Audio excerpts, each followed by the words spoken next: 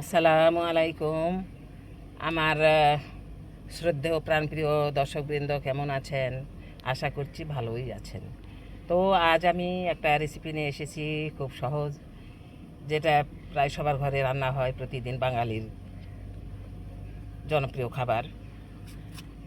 যাই হোক, সেটা হলো এই যে আমি সাজনা আলু দিয়ে রুই মাছ ঝোল করব। প্রথমেই আমি রুই মাছটাকে এপিট ওপিট লাল করে ভেজে নেব। আমি এখন মাছ ভেজে নেব। কড়াই তেল দিয়েছি, কড়াই তেলটাও সুন্দরভাবে গরম করে নিয়েছি। এখন আমি মাছ দিয়ে নিচ্ছি। মাছ আমি কড়াই দিয়ে নিলাম। এখন আমি এপিট ওপিট করে লাল করে ভেজে নেব। মাছ আমি এপিট ওপিট করে ভেজে নিলাম। এখন নামিয়ে নেব। লবণ দিয়ে আলুটাকে আমি আংশিয়ে নেব। লবণ দিয়ে নিচ্ছি, সুন্দরভাবে আংশিয়ে দেবো। তেলানি তুলে দিব। এই যে তেল দিয়ে নিলাম, পেঁয়াজ কুচি, জিরা, তেজপাতা। এটা হলো তেলানি করলাম। এখন তেলানির পেঁয়াজটাকে আমি বাদামি করে ভেজে নিই। ভাজা হয়ে গেছে, এখন আমি পানি দিয়ে দিচ্ছি। মশলা দিয়ে নিব, আদা বাটা, রসুন বাটা, জিরা বাটা, বাটা মরিচ, ধনিয়া গুঁড়া, স্বাদ মতো লবণ, হলুদ গুঁড়া। মশলা আমার দেওয়া হয়ে গেল। এখন আমি মশলাটাকে কষিয়ে নেব। মশলা কষানো আমার হয়ে গেছে, সুন্দর ঘন হয়েছে, তেল উপরে ভেসে এসেছে। এখন আমি সাজনা দিয়ে নিচ্ছি, সাজনা করলা।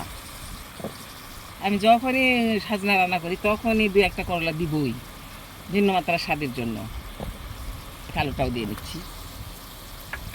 এখন এই সবজিগুলোকে আমি মশলার মধ্যে কষিয়ে নেব। সবজি কষানো হয়ে গেছে, এখন আমি ঝোল দিয়ে নিচ্ছি।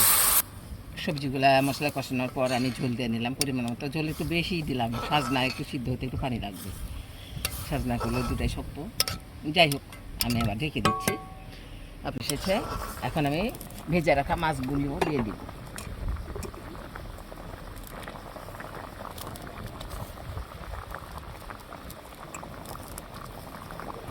মাছ দিয়ে দিলাম, মাছগুলো একটু ঝোলের মধ্যে দিয়ে দিই। এখন আমি ঢেকে দিচ্ছি, আপনারা দেখতে থাকুন। তরকারিটা রান্না আমার হয়ে গেছে, এখন আমি নামিয়ে নেব। সজনে আলু দিয়ে রুই মাছ ঝোলটা আমার হয়ে গেছে।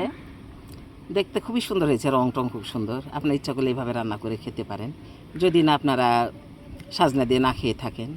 এক এক পরিবারের খাওয়া দাওয়া এক এক রকম রান্না। তো যাই হোক, আপনারা সবাই ভালো থাকবেন, সুস্থ থাকবেন। আল্লাহ হাফেজ।